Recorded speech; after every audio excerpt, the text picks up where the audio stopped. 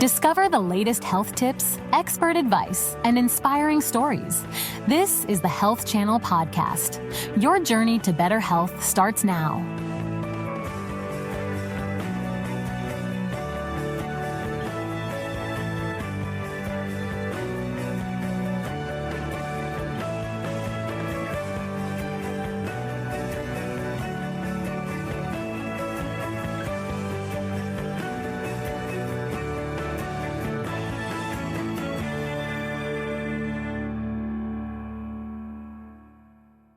More than 50 million Americans live with chronic pain. For some, it's an old injury that just never healed properly. For others, it's hormonal changes or spinal issues or issues related to diseases like diabetes. And for years, many were simply handed a prescription. Today, we're breaking down the real causes of chronic pain, what actually works to treat it, and why exercise, not medication, may be the most powerful medicine of all, as well as answer your questions here on this episode of Ask the Doc. No appointment needed. Welcome to Ask the Doc, the show where we encourage you, our viewers, to send in your healthcare-related questions and our experts answer them. My name is Dr. Kamaljit Kaur, a concierge primary care physician here in beautiful South Florida. Let's get started. Our first question today comes to us from Nash, and Nash has reached out through allhealthtv.com to ask, "Hey doc, what, if anything, is the difference between pain and chronic pain?"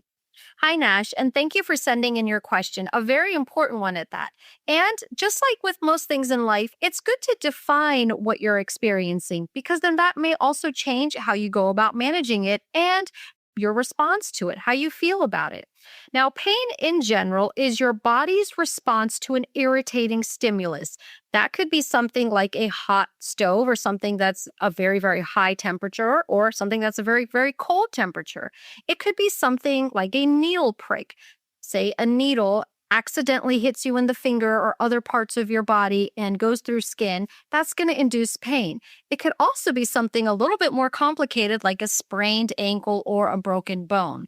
Any one of these is an example of a stimulus that's irritated the normal baseline of your body and physiology, and it's going to respond in a painful way. And that pain usually goes away whenever that stimulus goes away. So depending on how long you've had your hand on that hot stove, if you take your hand off, chances are that that pain is going to go away. That's considering hopefully you haven't burned yourself too bad. Same thing with the needle prick. Once the needle's taken away, that pain sensation generally goes away. Now, when it comes to the types of pain, chronic pain, which is a focus of our discussion today, is a little bit different. The inciting events are usually the same. However, chronic pain happens when that sensation or that irritation in your body does not go away even after the stimulus is taken away. So say you do put your hand on that burning or hot stove and you happen to sustain second or even third degree burns. Those burns are probably going to last longer than the couple seconds after you take your hand away from the stove. Depending on how bad you have burned and how bad the inflammation is that's resulting from that, you may have pain for a couple weeks while your skin heals. Sometimes, if the burns are really bad and the nerves in that area get really damaged, you may have pain for months or even years. Now, whenever you have pain that lasts more than 3 months after the inciting event, that's generally termed chronic pain. And this can really negatively impact one's life. It can impact your ability to live day to day, do your normal activities. For instance, if you had your hand on that hot stove, you sustained a burn, and now you have chronic pain that's lasted 3 months out, you may not be able to do normal activities with your hand like you were able to do before. Something as simple as holding something that's heavy, or even manipulating your hand in certain directions. Because if that burn has really left a significant scar tissue, you may not be able to move your hands like you were before the burn. I'd also like to point out one of the most common misconceptions when it comes to chronic pain. The fact that it can't be healed. And that's not always true. And I say that because, I'm undergoing some pain myself with some lower back issues that I've had. And it's been almost 2.5 months that I've been going through this. And one of the biggest things that I see my patients who have chronic pain and that I found myself feeling is, oh my God, this is never going to go away. But that's not true. A lot of times, if you address chronic pain early on or pain in general early on, then you can implement certain techniques that we'll talk about later in the discussion that can help you heal and then resolve that pain as well. So that's the one thing I want to make really prominent is that just because you have pain and it's lasted long doesn't mean it's going to necessarily be there forever. You always want to get it looked at so you can get it treated and healed appropriately too. Now, pain that should have gone away in a timely manner with appropriate treatment and fails to go away really is a common thing that I see in a lot of patients, and most commonly that happens because it wasn't treated appropriately right off the bat, or even a couple days or a couple weeks into it. So like I said, if you're experiencing pain, you want to get it checked out and so it can get treated and you can heal appropriately. Let's move on to our next question. This one comes to us from Sydney, and Sydney asks, "Hi, Dr. K. I was diagnosed with diabetes last year. I knew something was up because I was always thirsty. Now I'm starting to feel a burning sensation all the time in my feet, and I'd like to know if this is related to the diabetes diagnosis." Hi, Sydney. Thank you for sending in your question. And I'm sorry you're going through this. I know that that can be a quite irritating sensation, especially when you're not sure why it's happening to begin with. And absolutely, neuropathic pain is one of the most common complications of diabetes, especially when the diabetes is not being treated appropriately and you're in a constant state of elevated blood glucose or blood sugar levels. This happens primarily because excess sugar in the bloodstream is very damaging to your peripheral nerves. Peripheral simply means nerves that are outside of your spinal nerves. So nerves that are in your arms, your hands, your feet, your toes. Those are called peripheral nerves. And like I mentioned, high blood sugar levels on a constant level are very, very damaging to those. While it can sound scary, sometimes neuropathic pain can be improved or even reversed if diabetes is tightly and well controlled. So even if you're experiencing it now and it hasn't, especially if it hasn't been that long, if you work to get your diabetes under control and you work to get your A1C under, especially under 7, you're going to see that pain resolve and hopefully even go away. It may not happen overnight. It may take some time, but it is possible that it can happen. Let's talk about a couple other top causes of chronic pain that I think are important to know about. So, musculoskeletal issues. We see this all the time. And like I mentioned, this is something I'm suffering myself. Lower back pain, broken bones years later that produce pain, ankle sprains, anything like that can take a long time to heal, especially back or neck issues, because these are muscles and part of your musculoskeletal system that we use a lot. So it takes longer to heal, but it can if you do the right things to support it. Arthritis and inflammation, especially in the joints. This is something that can result in chronic pain as well. And unfortunately, we see that all too often. Neuropathic pain, just like we were just talking about with the diabetes, nerve damage can certainly cause chronic pain. Past trauma or surgery. It's unfortunate, but sometimes there are surgical complications after a procedure that can result in a nerve being nicked, maybe accidentally during surgery, and then that can produce long-term pain. Trauma, if you happen to, heaven forbid, get into a car accident and certain extent of damage is lasting and doesn't heal appropriately, that can result in chronic pain as well. Headache disorders. There are many people who I know suffer from migraines and cluster headaches and different types of headaches. Even though they may not be occurring for 3 months straight, the fact that they happen frequently can certainly still fall into that chronic pain umbrella of terms. And then there's cancer-related pain, which is probably one of the most difficult types of pain to manage, to deal with, and to treat. But it is something, unfortunately, that we're seeing increasingly as well. There's more causes out there, but these are the most common ones that I see in clinical practice and that people do tend to suffer with. But as I mentioned, anytime you're feeling any of this, the first thing you want to do is not ignore it, get it checked out, because there are treatments available, whether they're medication or not. There are ways to help make you feel a little bit better and hopefully make the pain go away altogether. All right, let's get to our next question. And this comes to us from Rosalie asking, Hello, Dr. Kaur. With movement being prescribed as part of chronic pain management, could you elaborate on what types of exercises and physical therapy approaches this includes? Hi, Rosalie. Thank you for this wonderful question. It is a great piggyback on what I've been talking about already because exercise, I mean, we've all heard it, move it or lose it, right? And I say that probably 10 times a day to my patients and to myself, to be honest with you. Now, this can really depend on exactly what type of pain you're having and what is causing it. Generally, any movement that's not going to exacerbate what you're already feeling and the pain that you're already having is going to be helpful and is going to be recommended. How intense you should be engaging in certain exercises and therapies, that is really, really going to depend on what's going on overall and what's happening inside your body and what level of endurance you can start off with and where you should be. I know it's not a clear-cut answer, but it's an answer that's really gonna need the involvement of your physician, whether that's your primary care physician or your orthopedic surgeon or your neurosurgeon or neurologist and your physical therapist. Sometimes it's even a good idea to get evaluation from what's called an exercise physiologist. They have a little bit more training or a lot more training when it comes to the body's internal mechanisms and responses to exercise for different types of people and different ages of people. So a little bit more knowledge than, say, a personal trainer or a fitness trainer would have.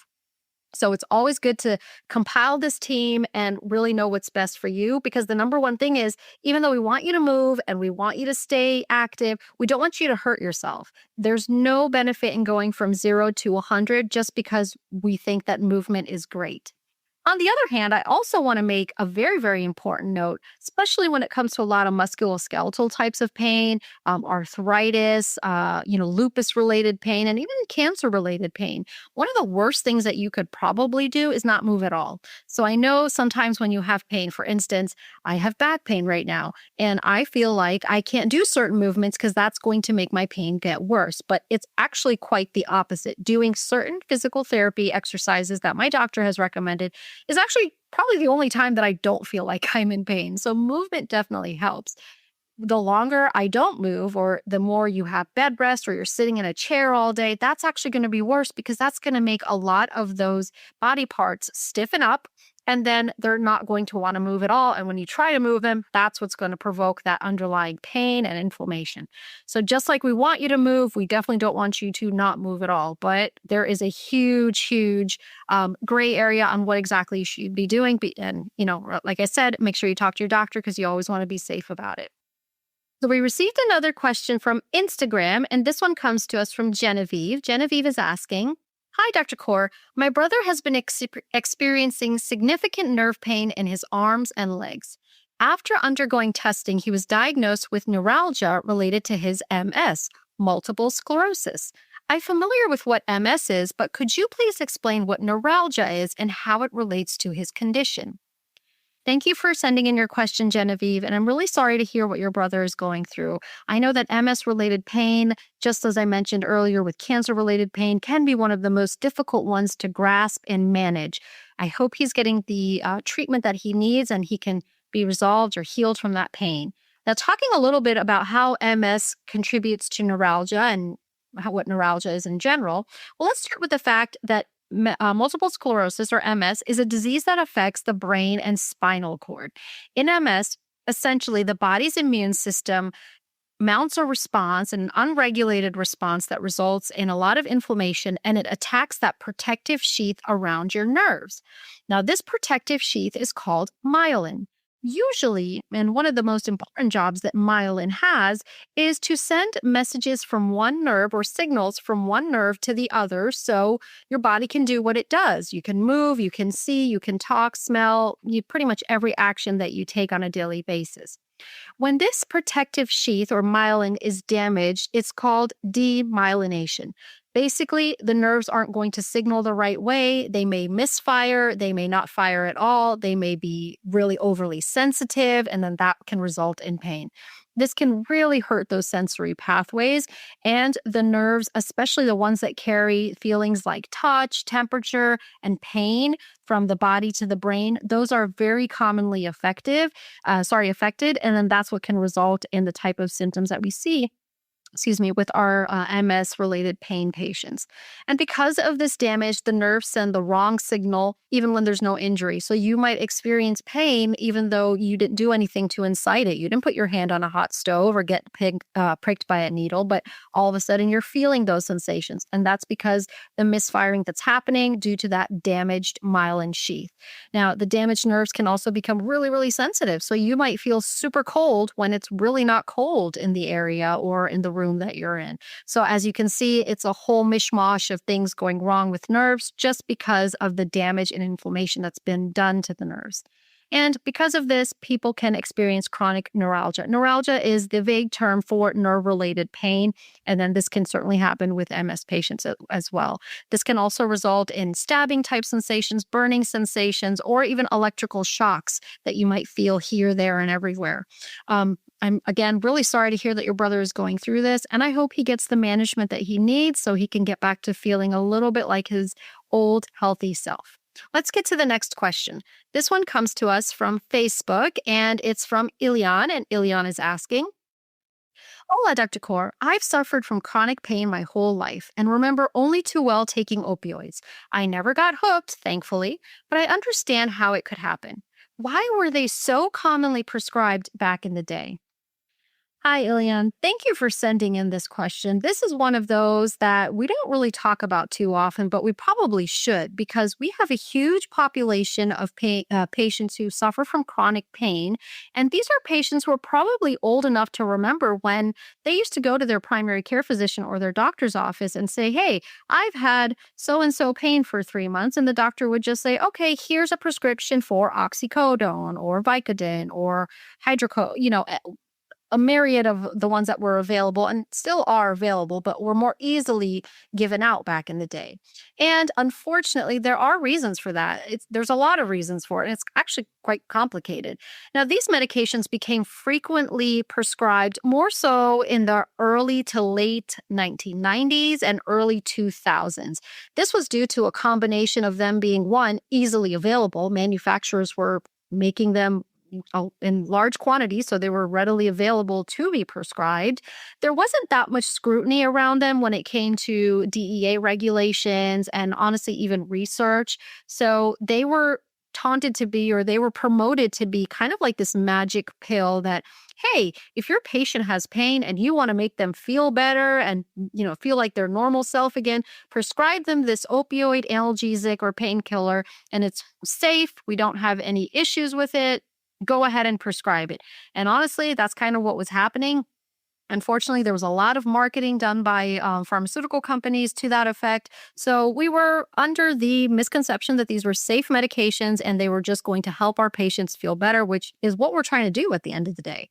Unfortunately, they were not the magic pill that we once thought they were. And around 2012, this started to change. And it changed drastically in March of 2016 when the CDC released formal guidelines that aimed to find safer alternatives, number one, and to limit prescribing. So, whereas before a physician could send a prescription for oxycodone, 30 tablets, 60 tablets, 90 tablets, that was significantly changed. And today it's very limited. In fact, for non-cancer related pain, we're not really even supposed to be giving more than just a few days of prescription without a valid reason. And the scrutiny, the DEA regulations, everything is so much more tighter.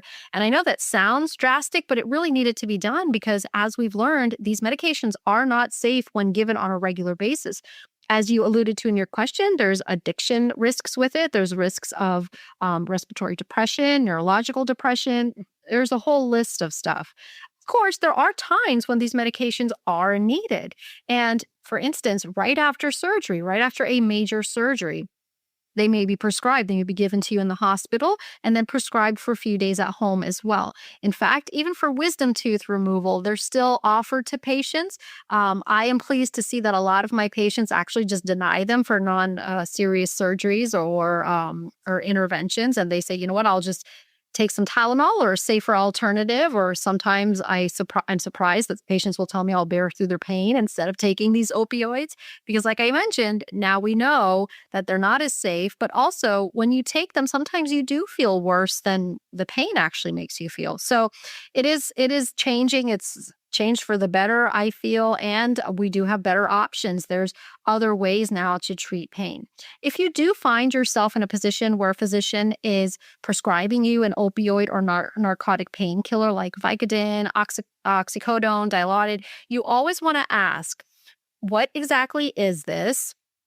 Why are you suggesting this for me? How is this going to help me? How long do you anticipate that I'm going to be on it? And what are the risks to taking this? Benefits versus risks, always. And you want to make sure that the physician and you are on the same page about that, and you are either comfortable or not proceeding with taking that medication. And honestly, that goes for any medication, but yes, especially the narcotic and opioid painkillers. Thank you for that question. Let's move on. The next one is from Mara, and she reaches out through Instagram asking, "Hi, doctor. I'm studying to be a nurse practitioner, and I'd like to know why chronic pain often comes with anxiety or depression."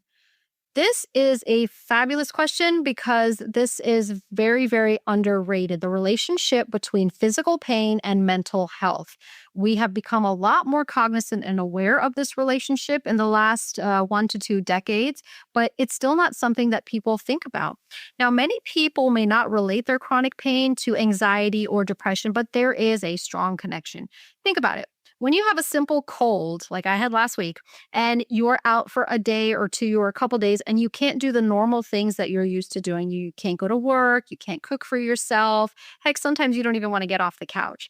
That is quite limiting, number one, but it also mentally affects you. You start to get annoyed. In the beginning, you're probably going to get angry and annoyed. And sometimes even at your own body, you might feel like your body is betraying you. Hey, I'm supposed to be healthy. Why are you doing this to me?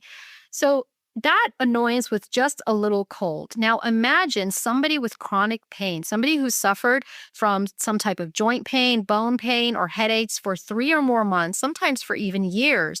That certainly starts to affect their mental health because that little bit of annoyance may definitely turn into depression and or anxiety because now they're living with something that's limiting them from living their best life and to the full potential of their health.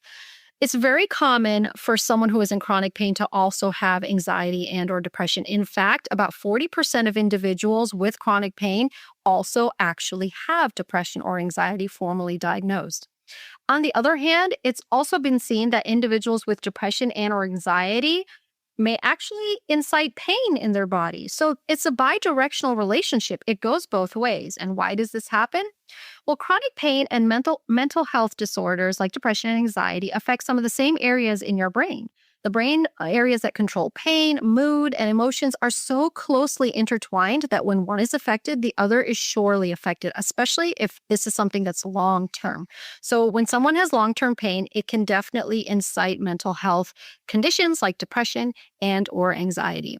It definitely increases the risk of that developing as well. This is why, as physicians, whenever we have somebody who has chronic pain, one of the first things that we ask them and talk to them about is, how are you doing? How are you managing? How are you dealing with this? And who is supporting you through it? Because it's very important to have a support system in your journey of healing from any disease, but definitely from chronic pain as well. I hope that helped answer your question and highlight a little bit about the relationship between physical and mental health. Our next question comes to us through allhealthtv.com, and it's written by Otto. And Otto asks, "Hello, Dr. Kaur. What are other non-opioid painkillers that are now being prescribed for chronic pain?" This is great. And this is something that I like to tell everybody about because it's not just narcotic and opioid painkillers that we give out anymore. There's a lot of other modalities to treat chronic pain. And in fact, most of the major medical societies and the CDC recommend that we go through these modalities first before we even talk about actual medications or putting anything in our mouth or injecting anything to treat that chronic pain.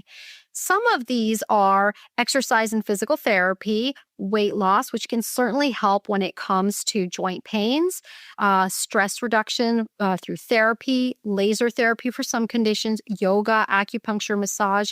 In different ways, these have been shown to treat chronic pain very adequately if done appropriately and depending on how bad the pathology is that's causing the chronic pain.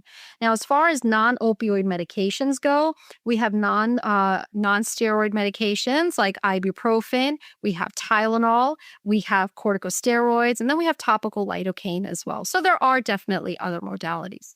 As you can see, chronic pain is a very significant occurrence in many people, but there are ways to treat it. You always want to talk to your doctor, make sure that you know what's exactly going on so you can get healthy and you can get back to living your best life. I want to thank you again for sending in these questions. It's been a pleasure answering them and giving you some knowledge. I hope you all stay well and move it or lose it. Don't forget. We'll see you here next time on Ask the Doc. Thank you for listening to the Health Channel podcast. We hope this information has been useful. However, please remember that only your doctor can advise you about what is best for you. Do not start, modify, or suspend treatment based on anything you have heard on this podcast. Please join us again soon.